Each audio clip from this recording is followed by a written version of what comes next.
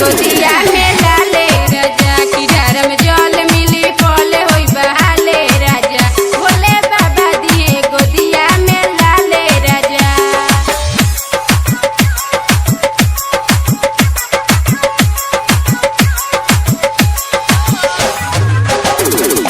अमन अमन अमन कुशीनगर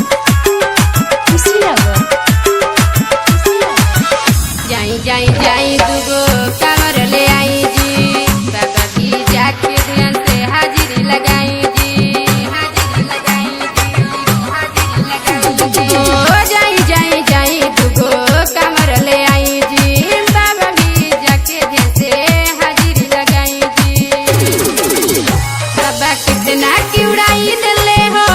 से घूस नहीं ले बेले राजा बाबा कितना की उड़ाई दिले हो से घूस नहीं ले बेले राजा की धर्म जो मिली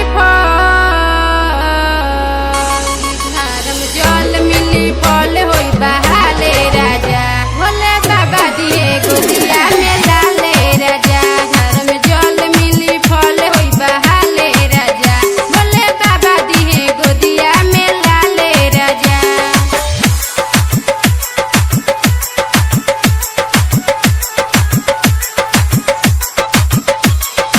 अमन अमन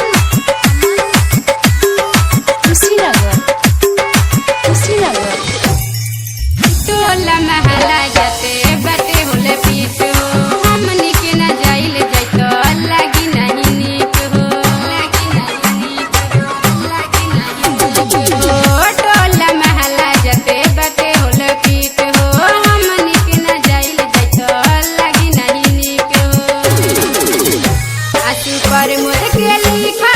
गाना पर मिला हई गावेली राजा आसू पर मोर के लिखा गाना पर मिला हई गावेली राजा की धर्म जो मिली की धर्म जल मिली फल